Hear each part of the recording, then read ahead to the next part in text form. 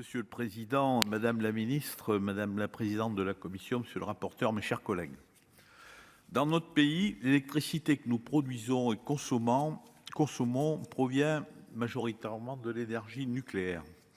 Nous faisons le choix responsable de décarboner ce secteur. Ce choix doit prendre en compte l'avenir d'un mix énergétique stable, assurant en priorité notre souveraineté ainsi qu'une certaine indépendance. À ce titre, je pense qu'il faut augmenter le nucléaire dans notre bouquet énergétique. C'est d'autant plus nécessaire dans un contexte où nous fermons nos 4 centrales à charbon, énergie qui se développe beaucoup en Asie, en Afrique, en Australie et que beaucoup de nos voisins continuent d'exploiter dans l'avenir.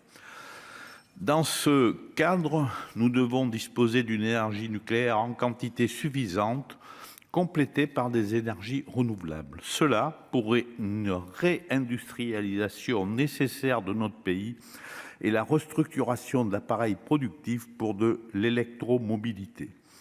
Cela, bien sûr, pour l'emploi, pour avoir des cotisations, pour le maintien de nos retraites, de nos acquis sociaux, de la sécurité sociale, socle de notre démocratie. Dans ces énergies renouvelables, il en est une vieille comme le monde, c'est l'eau. La construction de barrages, de centrales, la mise en place de stations de transfert d'énergie par pompage, dites STEP, sont d'autant d'évolutions qui sont notre force hydroélectrique.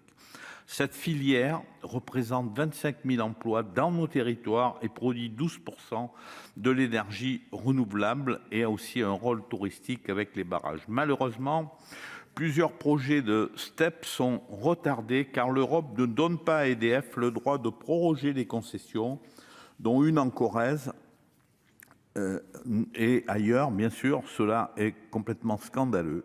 Dans l'avenir, si les appels d'offres étaient mondialisés, nous aurions peut-être une gestion des barrages de la Dordogne, de la Truyère et d'autres depuis Pékin, Shanghai.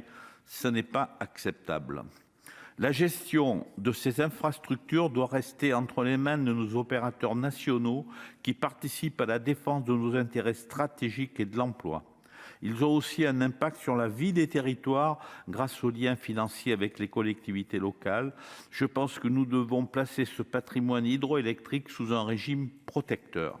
Par cette proposition de loi, nos collègues écologistes, que je remercie, pointent un sujet essentiel pour l'avenir de nos barrages et centrales hydroélectriques et de nos territoires. L'arrivée à terme de nombreuses concessions et le danger que cela suscite pour la gestion future de ces infrastructures stratégiques. L'hydroélectricité, comme le nucléaire, représente un enjeu de souveraineté pour notre pays. L'hydroélectricité n'est pas un bien comme les autres. Il est important que sa production revête des impératifs de sécurité et de sûreté.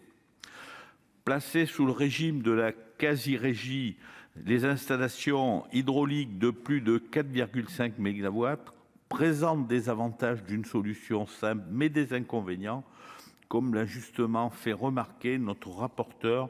Le texte de l'article 1er propose une mesure juridiquement fragile qui, de plus, est accueillie défavorablement par les acteurs en présence. Il est clair que le régime d'exploitation des barrages hydroélectriques doit s'inscrire dans une réflexion globale menée au niveau européen afin de considérer le secteur de la production électrique et ses spécificités et de le protéger des influences étrangères. Concernant l'article 2, la volonté d'un développement global des énergies renouvelables nous paraît indispensable des engagements internationaux, européens et nationaux que nous avons pris. Mais, Madame la Ministre, nous devons réussir cette protection nationale de l'hydroélectricité dans notre prochaine présidence de l'UE. Pour toutes ces raisons, le groupe Les Indépendants, en majorité, s'abstiendra, d'autres voteront contre. Merci. Merci, cher collègue.